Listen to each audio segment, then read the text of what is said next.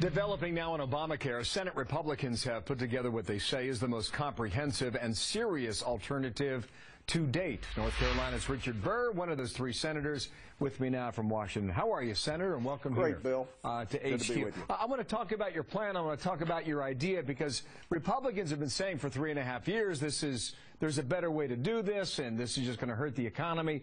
And I know you're going to make the case in a moment here that what the CBO put out just affirms your worst fears.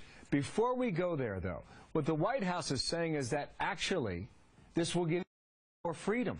You don't want to work full-time, 65 hours a week. You can work 35 hours a week. This will allow you to have greater choice, and your American dream can come true.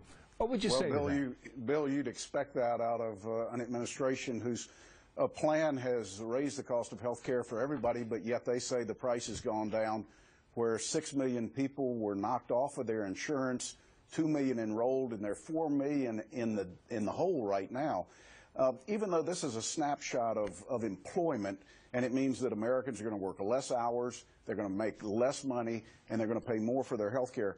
What Tom Coburn, Orrin Hatch, and I have tried to do is focus on what we should have been focused on this whole time. How do we make health care affordable for all Americans, regardless of what income level they're at or whether they have an income? Let me get your ideas, but just one more point on this, because they say it's not 2.3 million who will lose jobs. It's that full-time workers will choose to work part-time. What do you think of that argument? Is that a defense? Well, yeah, I think anytime you have an incentive for people to be less productive, less engaged in the workplace, you've made a huge mistake. And I think what we've tried to do is put incentives in for people to take some individual responsibility to have continuous coverage, and that's how our plan has been designed. What will your plan do? Bill, we basically repeal all the taxes, $1 trillion.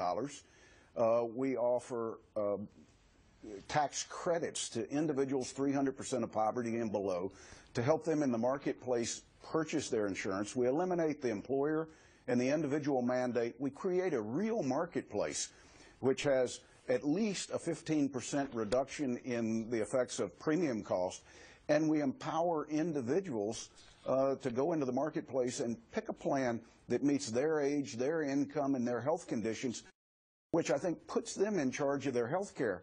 I might also say we extend the same benefit to individuals on Medicaid that are not pregnant women or children or elderly or disabled. We'll let them take the tax credit if they want to and purchase coverage in the private marketplace, making it even more competitive. Yeah, I know it's three Republicans with the idea.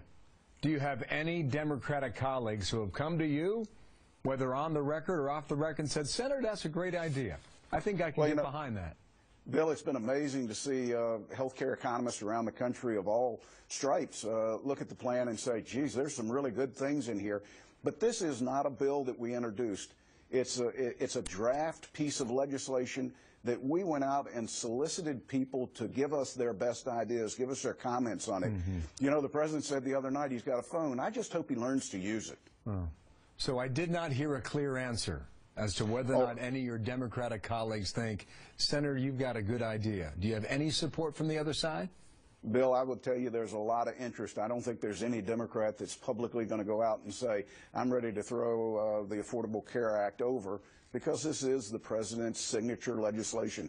But I think it's time that we start talking about real solutions that bring the cost down and reassure the American people that coverage is in their future if they don't have it today. Thank you, Senator. We'll speak again.